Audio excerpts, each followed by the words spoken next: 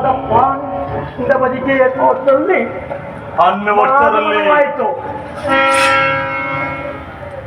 ಮಾವ, ನಾನು ಮಾಡಿದ ಕಾರ್ಯವು ಯುಕ್ತವೇ?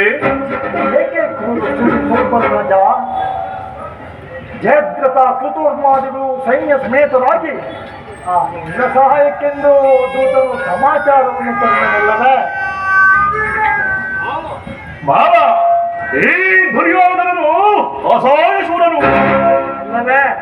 ಈ ನನ್ನೆರಡು ತೋಳುಗಳಿಂದ ಸಮಸ್ತ ಪಾಂಡವ ಸೈನ್ಯವನ್ನೇ ಎರಿಸಬಲ್ಲನು. ಜಾತಿ ಹಿಂಸೆ, ಸಂಯುಧ ಕಲಹ ಇದು ಉಚಿತವೇ. ಆ ದಿನ ನಾನು ದ್ವಾರಕಾನಗರಕ್ಕೆ ಹೋಗಿದ್ದಾಗ ಕೃಷ್ಣನು ಯುದ್ಧವು ಅಧರ್ಮವೆಂದು ಎಷ್ಟೋ ಬಾರಿ ಹೇಳಿದನು. ನಿನ್ನ ಮೇಲಿನ ಅಭಿಮಾನದಿಂದ ನಾನು ಅವನ ಮಾತನ್ನು ನಿರಾಕರಿಸಿಬಿಟ್ಟನು. ಕೃಷ್ಣನು ಕ್ಷತ್ರಿಯ ಜಾತಿಯ ಪರಮವೈರಿ. ಅವನ ಮಾತುಗಳು ಪರಿಗ್ರಾಹ್ಯವಲ್ಲ.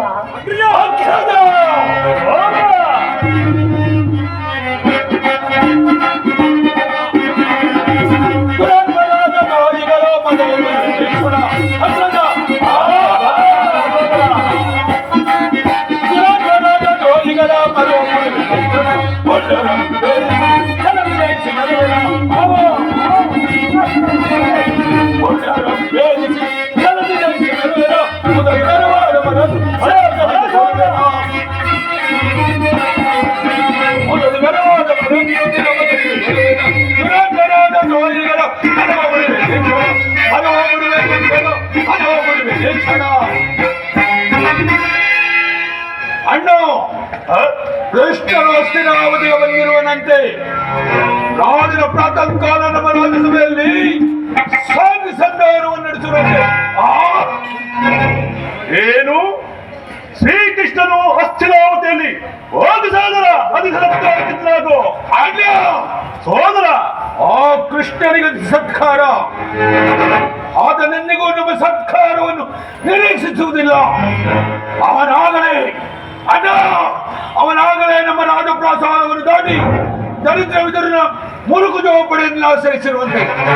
ಎಂತಹ ವೇಳನವನ್ನ ಯಾರನ್ನೂ ಸಹಿಸಲಾರೆ. ಸಹೋದರ, ಶ್ರೀಕೃಷ್ಣನು ಭಕ್ತರ ಪರಾಧೀನನು. ಈ ದಿನ ವಿದುರನ ಸತ್ಕಾರವನ್ನು ಮುಗಿಸಿಕೊಂಡು ನಮ್ಮ ಆಸ್ಥಾನಕ್ಕೆ ಬಂದೇ ಬರುವನು. ಅದು ಚಿಂತಿಸಬೇಡ, ಹೋಗು ಸಹೋದರ. ಮತ್ತೆ ಸತ್ಕಾರದ ಮಾತೆ. ಎಚ್ಚರಿಕೆ ಎಚ್ಚರಿಕೆ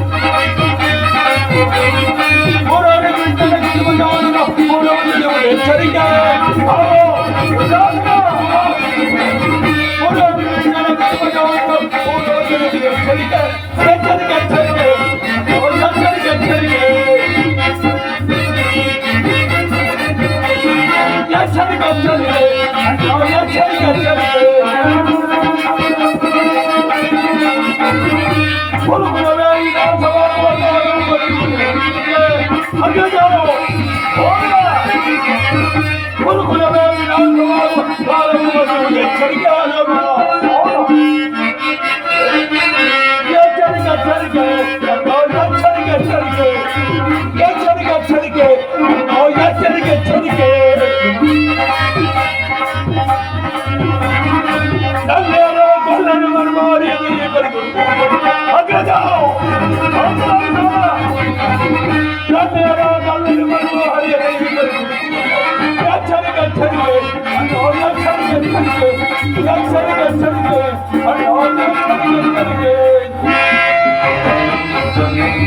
ಅಣ್ಣ, ನೀನೇನಾದರೂ ಆ ಕಪಟಿ ಕೃಷ್ಣನ ಮಾದಿಗರುಳಾಗಿ ಸಂಧಾನಕ್ಕೆ ಸಮ್ಮತಿಯನ್ನು ಸೂಚಿಸಿದ್ದೆ ಆದರೆ ನಮ್ಮ ಕುರುವಂಶದ ವಿನಾಶಕ್ಕೆ ಅಣ್ಣ ನೀನೇ ಕಾರಣನಾಗುವೆ.